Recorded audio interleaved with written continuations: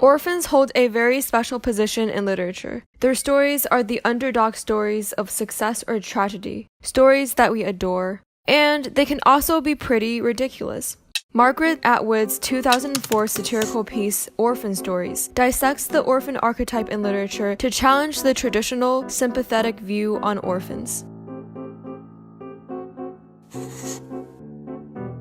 The piece opens with imagery of a yacht's race, where orphans are racing against ordinary people. Orphans have advantages, such as technologically superior yachts. In fact, the orphans are so superior that the rules of the game don't even apply to them. After the prologue, Atwood enumerates various types of orphans. She describes their unfortunate births and terrible evils they will encounter. However, this seemingly sympathetic view on orphans quickly transitions into sneers at their exaggerated misfortune, thereby showing how orphan stereotypes in literature can range from unnecessary sympathy to contempt. Then, Atwood points out the advantages of orphanhood. With orphanhood comes liberty from familial burdens. Orphans can choose their identities. More importantly, being an orphan elicits sympathy from other people. In the second half of the piece, Atwood presents the typical structures of orphan stories. Side characters are warned against the protagonist orphan. Other evil orphans contrast with the protagonist orphan. The protagonist orphan is trapped in the worst scenario possible. Sometimes a generous benefactor appears to save the orphan. Throughout these dramas, their passionate affairs, reckless adventures, and anything that isn't confined to the reader's boring reality. Atwood concludes the piece clarifying that her intention is not to belittle orphans. She defends herself by explaining, "To note is not to disparage. All observations of life are harsh, because life is."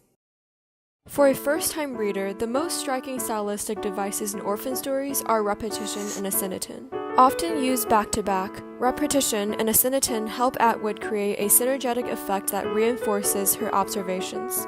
For instance, in the second paragraph, Atwood writes, "Orphans have bad experiences in barns and cellars, in automobiles, in woodsheds, in vacant fields, in empty classrooms." The lack of a conjunction indicates a sense of incompleteness and ceaselessness of the list. 7 anaphoric sentences immediately afterwards all begin with "it's because," as they present different features of orphan tragedies. Repetition in the forms of anaphora and epistrophe and a synonym bind elements of different orphan stories together, highlighting their similarities, reducing orphan stories down to a specific archetype which Atwood notices.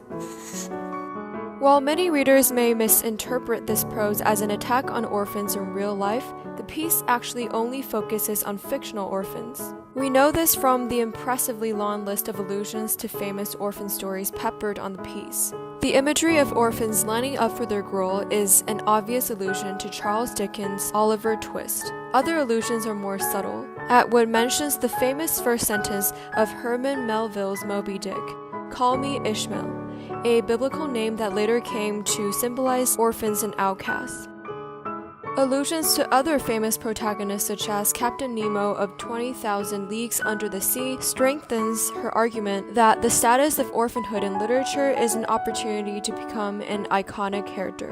When presenting the two common archetypes of orphans, she only uses fictions as examples. Her description of cruel, base orphans is influenced by Dickens' orphan thieves and whores in the 19th century London streets. Meanwhile, kind, sympathetic orphans are characterized with references to the Grimm fairy tales and to the Bible, most notably Hansel and Gretel and the story of Moses. The plethora of specific, famous examples strengthens Atwood's generalization of orphan stories. Underlying and holding these devices together is the witty satire. Atwood takes a different view on literary orphans. Atwood's overall attitude towards these various examples of orphans, both created by herself and taken from popular literature, is largely cynical. While successes of orphans traditionally inspire and compel us emotionally, Atwood's perspective is detached and objective. Atwood's interpretation of the tearful scene of starving orphan Oliver bravely asking for more gruel is parodied with greedy, rude orphans demanding freely given gruels. She understands that in books, these stories are too good to be true, and that in the end, the orphans will live happily ever after. Therefore, she dismisses the hardships of orphanhood in literature by employing an acerbic diction. How can orphans be kicked out of home? They're out of home already. They hitch through life, one casual ride after another. Their rule is the rule of thumb.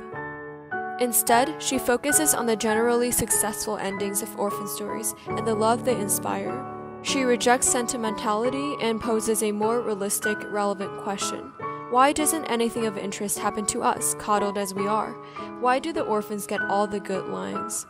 In the first paragraph, Atwood views the success stories of orphans as a loss for non-orphans, sympathizing with children with parents.